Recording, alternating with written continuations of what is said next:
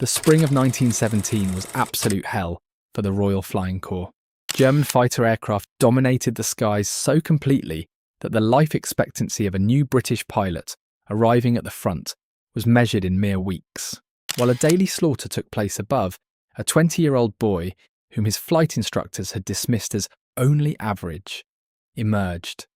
He threw out the rulebook, rebuilt his aircraft with his own hands, and began diving entirely alone into German formations of 6 or 7 at a time. This is the story of Captain Albert Ball, the man who rewrote the rules of war during Britain's most desperate hour in the sky. Welcome to Britain's history. Before we get to the thundercloud above Douai, we need to understand what kind of man climbs into a cockpit and chooses to attack formations of 6 enemy aircraft by himself. Albert Ball was born in Nottingham in 1896, the son of a successful businessman who would later become the city's Lord Mayor. He was not an obvious military hero. At school, he was considered average academically. What he had was an obsessive interest in how mechanical things worked, in engines, in circuits, in the precise relationship between moving parts. At 13, he built a boat by hand and sailed it on the Trent. At 17, he left school and opened his own engineering workshop. He was the kind of young man who looked at a problem and wanted to understand it completely before he was done with it. When war came in 1914, Ball joined the Sherwood Foresters as an infantry officer. He was 18 years old and desperately impatient. The trenches were static, slow, and offered nothing to the mechanical intelligence that was his most distinctive quality. He looked at the aircraft flying overhead and made a decision. In his spare time, entirely at his own expense, he began taking private flying lessons at Hendon Aerodrome, riding there on his motorcycle whenever he had free hours. It took him 4 months and cost him money he could not easily afford. His instructors considered him only average as a pilot. He received his Royal Aero Club certificate in October 1915 and immediately applied for transfer to the Royal Flying Corps. The RFC in 1916 was a service under extreme pressure. German Fokker fighters had achieved air superiority over the Western Front through a technological advantage, a synchronization gear that allowed a machine gun to fire through the propeller arc. British reconnaissance aircraft were being destroyed in numbers that should have been unacceptable. Ball arrived in France in February 1916 and was assigned to 13 Squadron, flying the slow and vulnerable BE.2C on artillery, spotting missions. He did the job he was given and found it insufficient. In May 1916, he was transferred to 11 Squadron, which flew Nieuport Scouts. The Nieuport 11 was a single-seat fighter, fast, manoeuvrable, designed for combat rather than observation. For the first time, Ball had the right tool in his hands. His first confirmed aerial victory came on May 16th, when he drove down an Albatros 2-seater over the lines. It was the beginning of something that no one in the RFC had quite seen before. Ball's approach to aerial combat broke every developing rule in the book. The German ace Oswald Boelcke had recently codified the principles of fighter tactics: attack from above and behind, use the sun, maintain formation, never let an enemy get on your tail. These principles were sound and would define aerial warfare for a generation. Ball ignored all of them. His preferred method was to approach an enemy aircraft from directly below. This was not recklessness, it was engineering intelligence applied to a tactical problem. Aircraft of this period had a massive blind spot directly underneath. Neither the pilot nor the observer could see what was happening there. Ball had also identified a mechanical advantage. The Nieuport's Lewis gun was mounted on a Foster mounting on the upper wing, a curved rail that allowed the gun to be pulled back and down to change ammunition drums. Ball realised that if he held the gun at a particular angle on the rail, he could lock it pointing upward at roughly 45 degrees and fire it while the aircraft was positioned beneath the enemy. He would fly directly under his target, pull the trigger, and pour fire upward into the enemy's fuselage from a position where no one could see him coming, and no one could return fire effectively. His colleagues in 11 Squadron called him the Berserker. The name came from the Norse warriors who fought in a kind of focused rage that separated them from ordinary men. It was not entirely a compliment. There was unease in it, the recognition that what Ball was doing went beyond tactics into something harder to define. He flew alone by preference. He did not participate in the social life of the officers' mess. Instead, he built himself a small hut beside the flight line, grew vegetables outside it, and played the violin in the evenings. Other pilots would hear the sound of it in the dark, coming from near the aircraft. He did not wear a flying helmet or goggles. He said he preferred to feel the air. The contrast between the man on the ground and the man in the air was remarked on by everyone who served alongside him. James McCudden, himself one of the RFC's finest pilots, and later a Victoria Cross recipient, described watching Ball operate the Foster mounting with the Lewis gun, pulling the weapon back on its curved rail, locking it at the upward angle, controlling the aircraft simultaneously with the other hand, and said it was like watching a craftsman at a bench, the same economy of movement and the same absolute focus on the problem in front of him.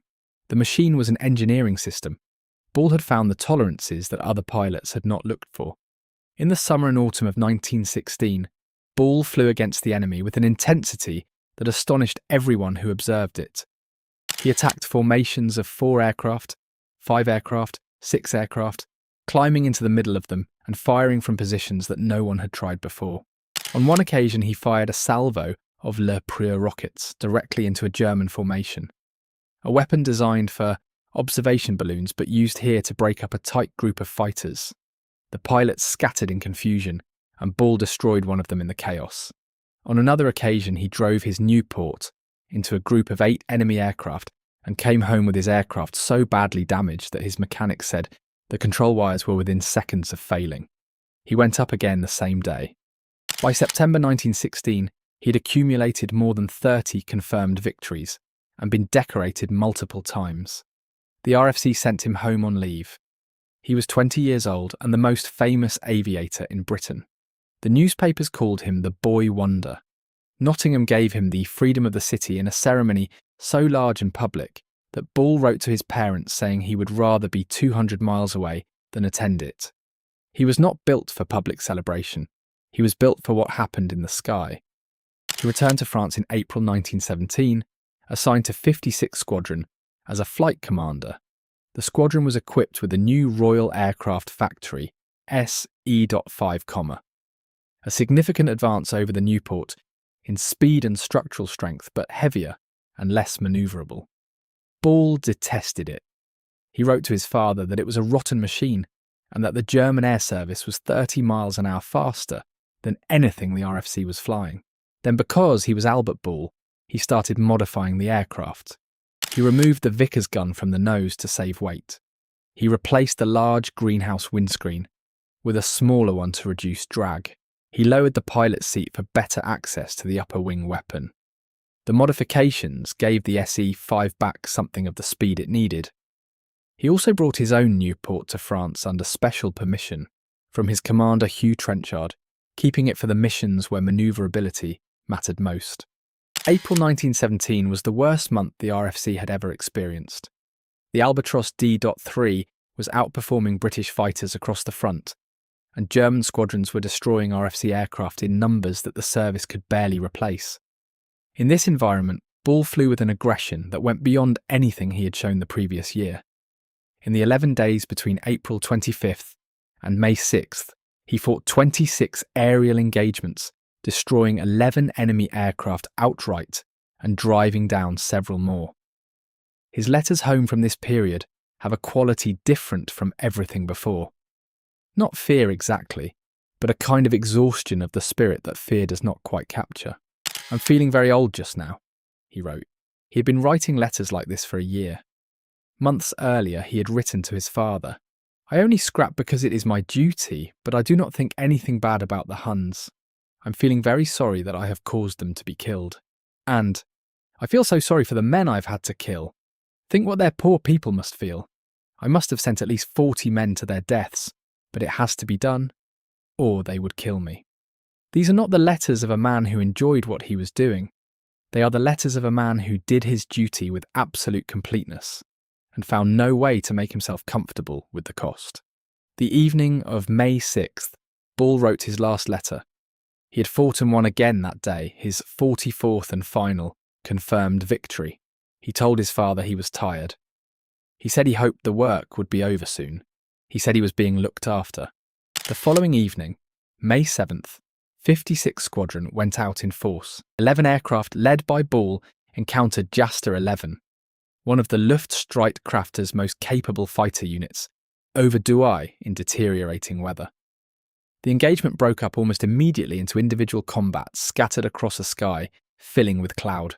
Ball was seen pursuing a red albatross flown by Lothar von Richthofen, younger brother of the Red Baron, into a massive thundercloud. He went in. He did not come out the same way he entered. A German officer on the ground watched a British aircraft emerge from the cloud, inverted, engine dead, at 200 feet. It struck the ground at Nottingham at high speed. When German soldiers reached the wreck, they found Ball still alive but fatally injured. He died shortly afterward. He was 20 years old and 9 months.